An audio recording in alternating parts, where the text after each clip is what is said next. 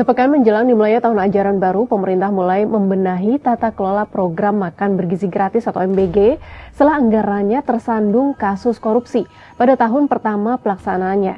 Seperti apa skema baru program ini? Apakah kantin sekolah akan dilibatkan? Lalu bagaimana pemerintah memastikan bantuan tepat sasaran dengan melibatkan kementerian lain? Kita bahas. Belum ada keputusan soal bagaimana nanti kantin dan berbagai pelayanan yang lain.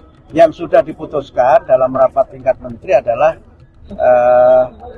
penerima makan bergizi gratis ini nanti tidak untuk semuanya, tapi yang memang memerlukan. Tapi mekanismenya bagaimana juga sedang kami susun supaya kebijakan ini dapat terlaksana dengan baik. Pemerintah juga mengklaim penyaluran MBG ke depan akan lebih tepat sasaran melalui perbaikan data menu dan penerima manfaat dengan melibatkan Kementerian Kependudukan dan Pembangunan Keluarga. Kita sudah mulai koordinasi dengan Kepala BKN baru berkenaan dengan regulasi yang berkenaan MBG 3B, baik datanya, menunya, maupun penerima manfaatnya. Itu yang mulai kita koordinasikan. Menteri Pendidikan Dasar dan Menengah Abdul Muti mengungkapkan dalam diskusi dengan Kepala Badan Gizi Nasional atau BGN Nani S. Deyang bersama dua wakil Kepala BGN, Agustin Arumsari dan Mayor Jenderal TNI Trenggono pekan lalu, pemerintah mempertimbangkan sedikitnya 3 skema pendistribusian MBG ke sekolah. Pertama, mempertimbangkan apakah pola lama yang dikelola Satuan Pelayanan Pemenuhan Gizi atau SPPG akan dipertahankan atau dialihkan dengan mengoptimalkan kantin sekolah.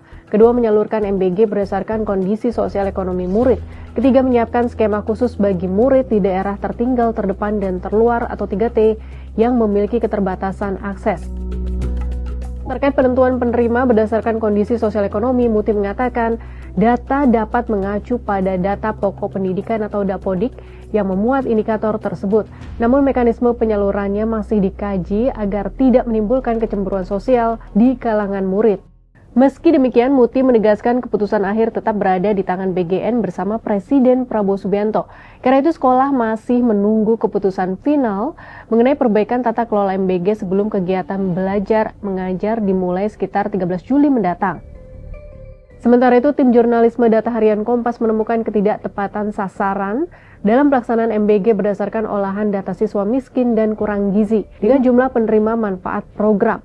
Sebanyak 134 kabupaten kota melayani rata-rata 3,4 kali lebih banyak dibandingkan target prioritas siswa miskin dan kurang gizi. Sebaliknya di 203 kabupaten kota, cakupan layanan MBG justru masih berada di bawah target. Pada awal 2025 saat program diluncurkan, Harian Kompas menghitung MBG seharusnya dapat difokuskan kepada sekitar 11,3 juta penerima dari kelompok miskin.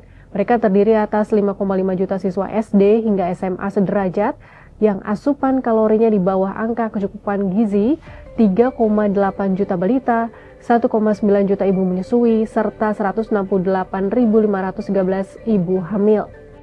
Sahabat Kompas, evaluasi tata kelola MBG menjadi momentum untuk memastikan setiap rupiah anggaran benar-benar memberi manfaat bagi penerima yang membutuhkan. Kini publik menunggu apakah skema baru mampu menghadirkan layanan yang lebih tepat sasaran, efektif dan bebas dari penyimpangan.